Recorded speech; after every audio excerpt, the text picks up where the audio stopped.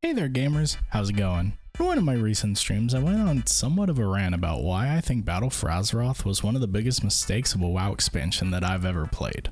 From most of the content being forgettable to having some of the worst systems ever put into the game, I'll be going over as much of the horrible gameplay choices that I think were made for the absolute worst expansion, even leaving Warlords of Draenor in somewhat of a good light compared to BFA. Before we get started, if you guys do enjoy this kind of video, show me by leaving a like and leaving a comment. I would really appreciate it and I love responding to you guys. Also, if you guys want to see more stuff like this, feel free to execute that subscribe button. It would help me a lot and it is only a single click for you. After Legion and Sargeras stabbing Azeroth with a giant sword that for some reason still sits in Silithus, the blood of the titans that's slumbering inside of Azeroth began to seep out through the cracks of the world, and this blood is what we call Azerite, which is quite the strong power source being used to craft everything from small grenades to the mightiest of tanks. This is about all we know in regards to the entire story of the expansion when we start out, which is just to collect as much as we can. This leads us to the first problem of the expansion, and that would be the Heart of Azeroth. Somewhat leaping off the success of artifact weapons from the previous expansion, we are given another artifact grade item, this being just some stupid necklace. Now the necklace isn't the thing that was bad, but how it was implemented with the idea of Azerite power and Azerite essences. Now, Azerite power wasn't too bad, it was just a treadmill to run on which gave us something to do. But the essences were a real letdown. Firstly, they were not account wide, which if you're playing more than one character is a massive problem due to some of the best power-ups requiring you to go through either really long grinds such as Mechagon, or were drops from mythic level bosses such as rank 4 Condensed Life Force, which at the time was one of the best powers. Now if you were playing more than one character at the time, you would have to get them geared up enough to, for example, kill Ajara on Mythic twice, or as a matter of fact, you would have to collect a certain amount of items to combine them to make the next rank. Now if you did this on a second character, you would have to do the exact same grind you just did for a second or even third time.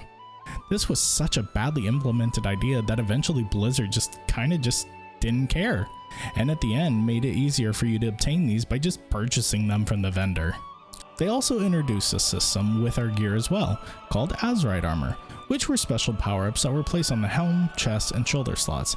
Blizzard said they would use this gear to let us have more customization options to our characters, but most people just ended up picking the strongest one because most of them were completely useless anyway. Next up is the entire story of the expansion. To me, it's really a big mess that I couldn't really follow what was going on most of the time. And also personally, it didn't even matter much what happened.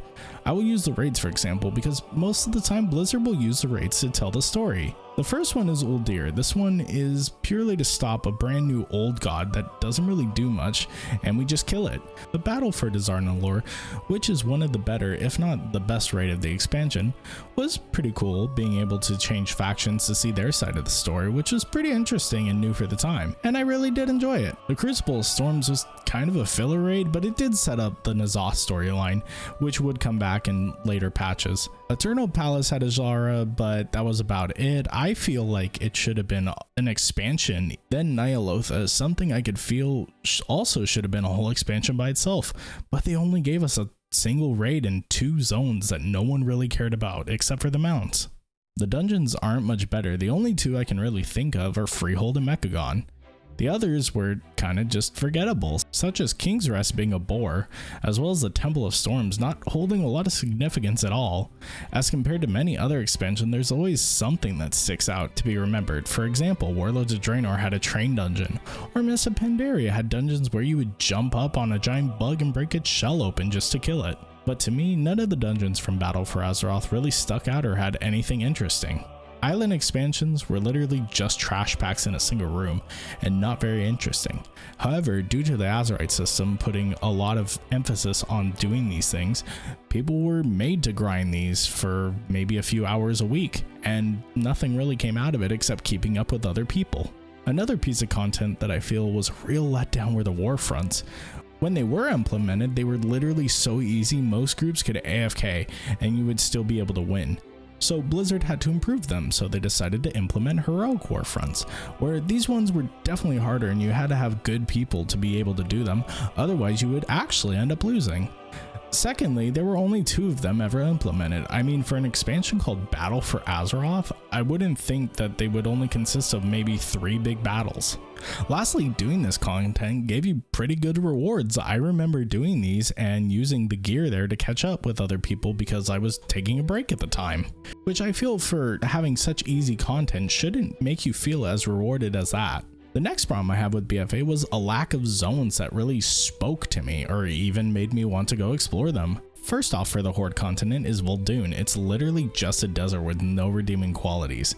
I cannot tell you anything about the story or the characters in the zone, or why it's even any significance. Nazmir is also really just gross looking, and it's just a swamp. It looks terrible. Lastly, Zuldazar is alright, but it's nothing special that we haven't seen before. As for the Alliance content, same thing pretty much in terms of every zone except some redeeming qualities here and there.